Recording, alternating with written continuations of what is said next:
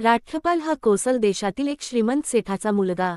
जन्मत, सुखसंपत्ती, ऐश्वर्य कोणतीही कमी नाही. पण मन मात्र जीवनाच्या अनिश्चिततेकडे खेचलेले.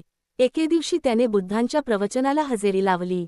तिथे त्याने प्रथमच 4 सत्यांसारखा एक गूढ विचार ऐकला. जीवन अनित्य आहे. जे जन्मले ते नाशाला जाते. जोखीम नसलेले, बदल नसलेले असे काहीच नाही. या विचारांनी राठपालाच्या अंतःकरणात खळबळ माजली. घरी परतल्यावर त्याचे मन एकाग्र राहत नव्हते. राजवाड्यासारखे घर, दासी, नोकरी, सर्व ऐश्वर्य असूनही मनात समाधान नव्हते. काही दिवसांनी त्याने वडिलांना सांगितले, मला भिक्खू होऊन धम्ममार्गाचा स्वीकार करायचा आहे. वडील चकित झाले. हे वेडेपणाचे बोलू नकोस. तुला तर सर्व मिळाले आहे, तारुण्य, सौंदर्य, स्वास्थ्य, संपत्ती. संसार सोडून जाण्याचे कारण तरी काय? पण राठपाल ठाम होता. 3 वेळा मागणी करूनही परवानगी न मिळाल्यावर शेवटी तो उपाशीपोटी होऊन राहिला. मुलाच्या निर्धारामुळे वडील द्रवले आणि त्यांनी परवानगी दिली.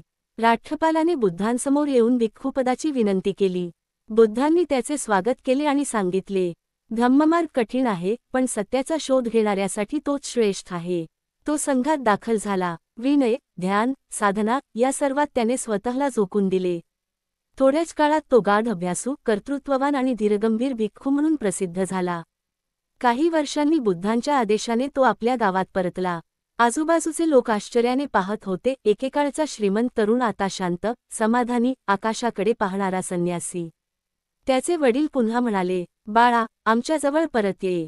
हे कफनीचं जीवन सोड. त्यावर राठपाल शांतपणे म्हणाला, संपत्तीने समाधान मिळत नाही आणि शरीरही टिकत नाही. अनित्य, दुःख आणि अनात्म या 3 गोष्टींचे ज्ञान मिळाले तेव्हाच मला खरे स्वातंत्र्य मिळाले. त्याच्या धैर्याचा आणि सत्यनिष्ठेचा सर्वांनी मान केला. शेवटी राठपाल महाराज बुद्धांच्या शिकवणीवर चालत राहिला आणि अरहंत पदाला पोहोचला. पूर्ण मुक्तिप्राप्ती.